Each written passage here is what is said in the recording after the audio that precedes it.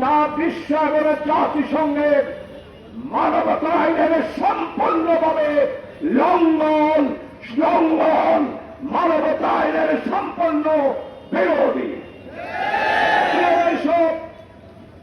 আজকে বিশেষ করে মুসলিম দেশ, আপনারা কেন আপনাদের অবস্থান পরিষ্কার করছেন না?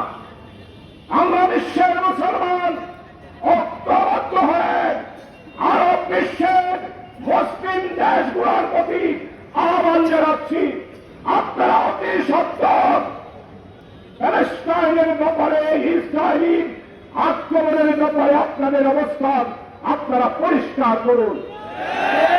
ইসরায়েলের ইহুদিদের প্রতি আপনারা সমস্ত আরব বিশ্বগুলো যদি অবরোধ সৃষ্টি করেন, তাহলে কালকেই প্যালেস্টাইনের নারী পুরুষ হত্যার চক্রগুলো অবশ্যই বন্ধ হয়ে যাবে। আপনারা অবরোধ করছেন না, স্যাংশন দিচ্ছেন না, কথা বলছেন না। আপনারা আমাদের মুসলমানদের উপরে রক্তের লীলা খেলা হচ্ছে, আপনারা এইভাবে চুপ করে বসে রয়েছেন, এটা কোনদিন হতে পারে না। আপনারা যদি অবস্থান পরিষ্কার না করেন, তাই আমরা বিশ্বের অন্যান্য মুসলিম নেতাদের আহ্বান করব, আপনারা বৈঠক রাখুন।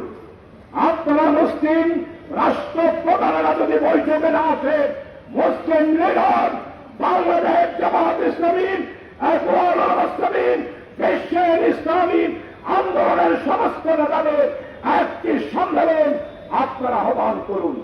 আপনারা যদি আহ্বান করতে না পারেন, আমি বাংলাদেশের সম্মানিত উপদেষ্টা মন্ডলীর কাছে আহ্বান জানাবো, বাংলাদেশে বিশ্ব মুসলিম ইসলামী আন্দোলনের নেতাদের একটি সম্মেলন জনাব ডক্টর ইউনূস আপনি আহ্বান করুন। বিশ্ব মুসলমান আপনার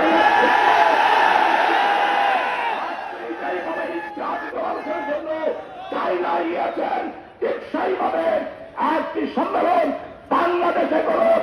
আমরা প্যালেস্টাইন মুক্তির জন্য বাংলাদেশের মানুষ ঐক্যবদ্ধ হয়ে সর্বস্ব ত্যাগ করে এই সমস্যার সমাধানের জন্য বাংলার মুসলমানেরা ঐক্যবদ্ধ হয়ে পদক্ষেপ আমরা গ্রহণ করব। আজকে শান্তিপূর্ণ মিছিল হবে। আমাদের মহানগরীর পক্ষ থেকে যে স্লোগান, আপনারা সেই স্লোগান দেবেন, কোন ধরনের হুড়াহুড়ি করবেন না।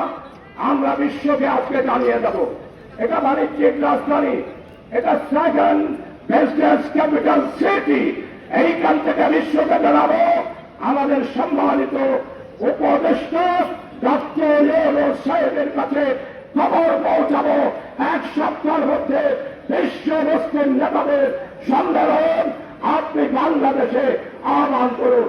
এই জন্য দেশের সুশৃঙ্খল হবে, স্বেচ্ছাসেবক বাহিনী ভাইয়েরা নেতৃবৃন্দরা যাবে, ঘোরাঘুরি করবেন না, স্লোগান যাতে বোঝা যায় সেভাবে স্লোগান দেবেন। আল্লাহ হাফেজ। চলো এখন সবাই মিলে